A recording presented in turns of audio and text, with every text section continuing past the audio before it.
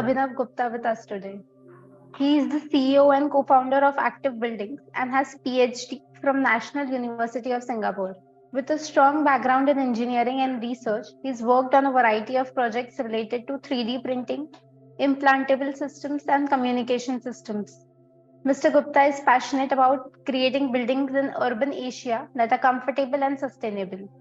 He is also an advocate for improving indoor air quality and has developed a sensor that has received the RESET certification, a global standard for healthy buildings. He's written several articles on green buildings, smart buildings, and energy efficiency, and has worked in Mumbai, Singapore, Switzerland, and Bangalore. Today, Mr. Gupta will be sharing a case study on how to achieve the well standard level IAQ using energy efficient solutions. To start with, I just want to touch upon, give a background of what we do and who we are. So we are Active Buildings.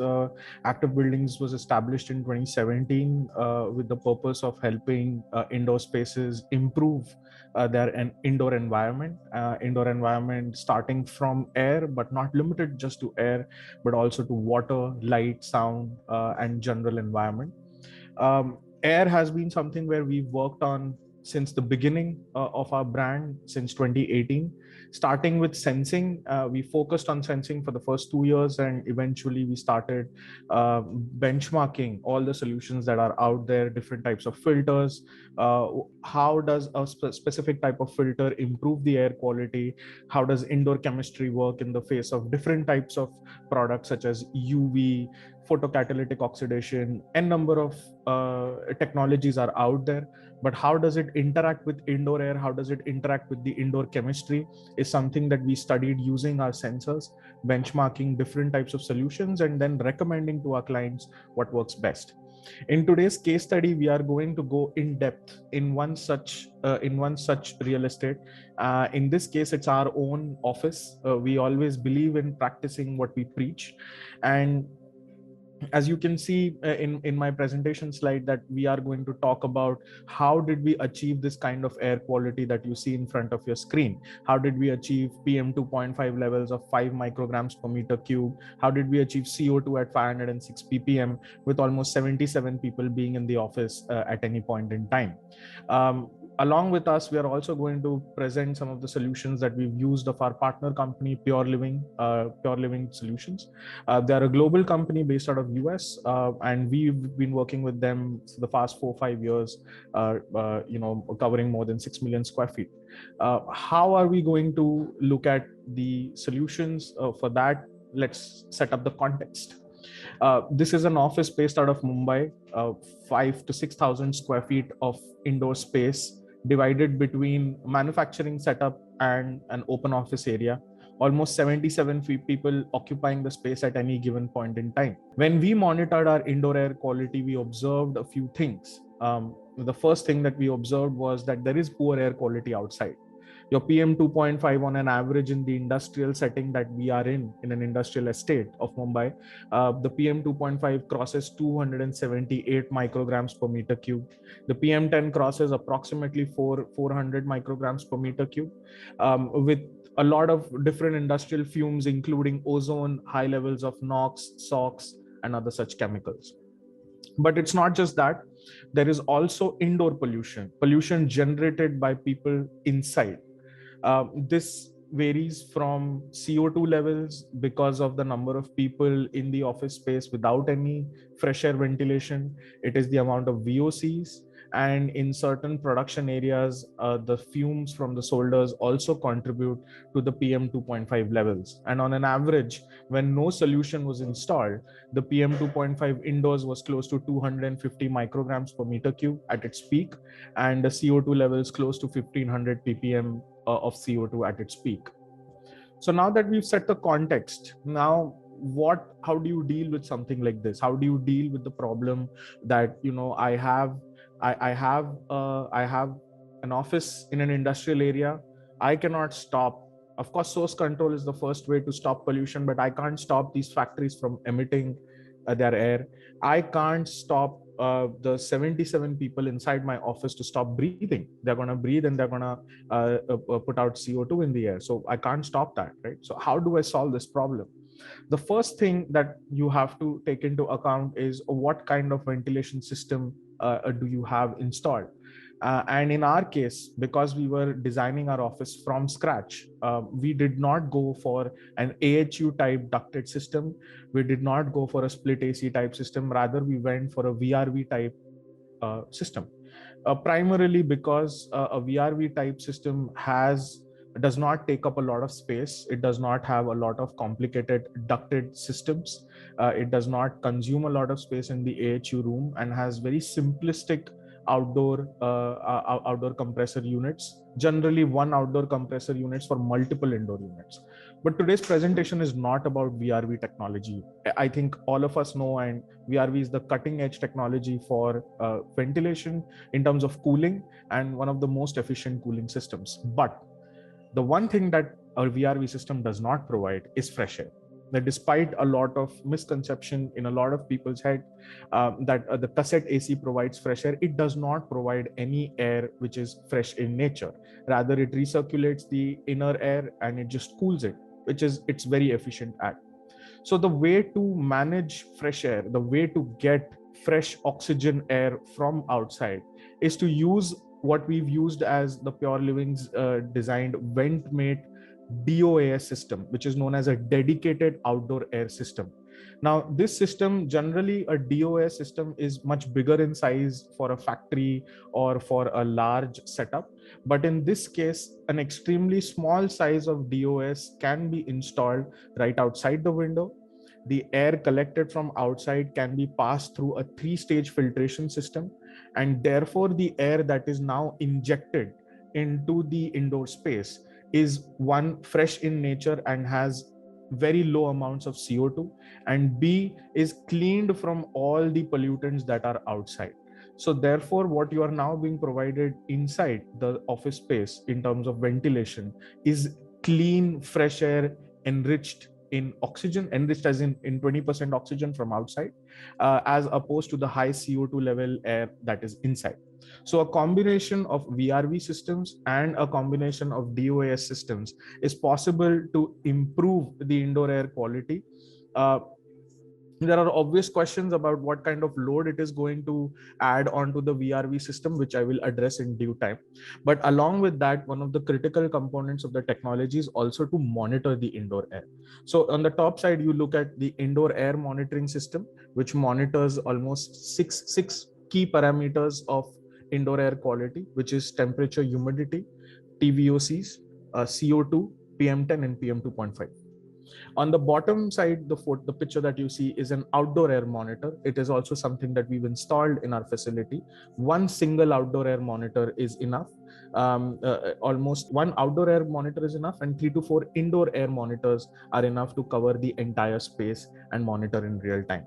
So now the outdoor air quality sensor can monitor up to 11 parameters, including ozone, NOx, SOx, apart from the 6 parameters that I mentioned for the indoor air quality monitoring system.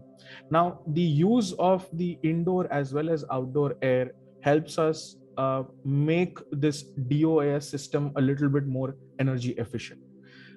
It would be absolutely wrong for me to say that a dedicated outdoor air system will not increase any load onto your electricity consumption bill. That is absolutely wrong. If you're going to introduce fresh air, your energy consumption is bound to increase. However, by monitoring the outdoor air, by monitoring the indoor air, and using the DOAS system only when it is absolutely required, can reduce the effective load that will be increasing onto the ventilation systems. So that is why a combination of indoor and outdoor air monitoring along with a DOS system can achieve the right amount of air quality inside, while making sure that you are not spending too much energy for no reasons. There are a few things that we did over here in our design that sort of question the structural dogmas that are in place when it comes to designing an office. The first thing anyone comes and enters our office, the first thing they always ask is, why have you not put any false ceiling? Why am I seeing your cassettes and all this? So if I'm just going to take a couple of slides back, so you can see that the cassette AC and its and it's stray and all the wires are sort of visible and there is no false ceiling. So the first question always is, why have you not put any false ceiling? So one of the biggest reasons for not putting false ceiling is that in a place like Mumbai, and I'm not talking about Pune, and I'm not talking about Delhi, and I'm not talking about places which generally have low humidity. I'm talking about places like Chennai. I'm talking about places like Mumbai. You have humidity in the outdoor air almost at 60%. You're not going to cool the air. You're not taking the air at 31 degrees. You're going to cool the air. The humidity of this air is only going to increase. The false ceiling, though a very good aesthetically looking structure, many times is a breeding ground for mold. As Mr. Parker before my presentation also mentioned, that the ventilation system is not the one that is causing the mold. It is sometimes the maintenance of this building that introduces mold. So in my experience, in the last 6-7 years of doing air quality studies, many places the source of mold was found generally in the unmaintained, uncleaned false ceiling area. And there is no one to blame. It is very difficult to clean the false ceiling structure. It's very tight. It's very difficult to go in and clean, and a perfect ground for mold generation in the month of monsoons and in the month of summers. So so that is one very big reason why we did not have anything. It's not that we don't have contamination here, but it's very easy for us to clean, and therefore, as it stands, in the 1.5 years that we've occupied this space, we've never had any mold issues. The second thing is, if you want fresh air, you cannot use VRV. This is a structural dogma that I've heard many times in many of my clients. When they come to me, they said, we can't use fresh air. We only have VRV. It is not possible to introduce fresh air because, it will increase the load. My electricity bill will go haywire, or it is just not possible. There are no ducts. So that is another, I would feel it's a dogmatic approach to design. It is possible even in the most in the most constrained conditions. We've found a way to introduce this kind of VRV systems. It takes a little bit of effort. You might have to do a little bit of civil work, but it's not something that is completely impossible. With a little bit of engineering, it is possible to add fresh air despite you having a VRV based system. The third dogma that we face generally is that I don't own this space. I'm just leasing it. I don't think I can do anything about the air quality. I think the building owner or the property owner should be doing something about the air quality. My investment can go to waste. This dogma, I think I can understand a little bit, because it comes from a point of anxious thought that I will invest so many lakh of rupees into a solution, and after 2 years when I move, that solution is of no use to me. This dogma is very difficult to budge, but the way we've designed these systems, the way Pure Living has designed these systems, and one of the reasons why we are choosing these systems to be used is that they are plug and play.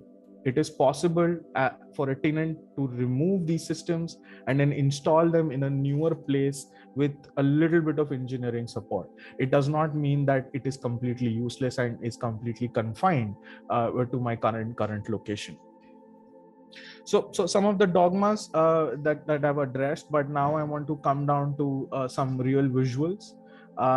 What are on the left hand side, you see the outdoor air conditions. We are in an industrial estate. You can see this is probably at the 20% or 30% of what the peak activity looks like, but you can still see that it's quite heavily polluted.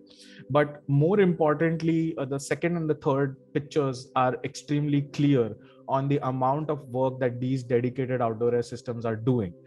This deterioration in the filter has taken 4 months in the winter environment of Mumbai. In 4 months' time, these filters went from the white that you see in the third picture to complete black. It cannot be reused. Nothing can happen to this. It has to be thrown away. In fact, it should not be kept near anyone, lest it starts affecting those people as well. So, the fact of the matter is that the outdoor air is bad. There is a lack of ventilation in a lot of places, and a combination of these technologies can really help you improve the indoor environment, either for your employees or for your customers or just for yourself. whoever it is that you're targeting, they will be the targets of that clean air. They would be protected from a lot of unhealthy air, and it completely reflects in the mood that we see when people come to our office. We've had clients, we've had customers, we've had vendors come to our office and say, this air actually feels breathable, it feels lighter, we don't feel as much stuffiness as we do in, say, a coffee shop. Some results from the sensors, and the reason why we have also installed sensors. So what you're going to see is a before and after of the air quality inside a confined space, specifically our open office area. You can, as you see on the graph, at approximately 2:20 p.m., the system was switched on. Before the system was switched on, the PM 2.5 from 12 noon to 2 p.m. in the afternoon averaged approximately close to 180 micrograms per meter cube, with a peak of 250 micrograms per meter cube. Immediately after switching on the vent-made DOAS system, it came down to almost 2-3 single-digit levels in a matter of couple of hours. The second most important, and this one is the one that I talk about the most, is the CO2 level. A 1,000 square feet space occupied by maybe 10 to 12 occupants reaches to 1800 ppm of CO2 at around 2 p.m. and it settles there. So if you can see in the graph, it just goes up and it settles down at the peak at around 1800. So when you switch on the system, when you switch on at 2:20 p.m., you can see that there is a rapid decrease, and now the stable level is close to 800 ppm.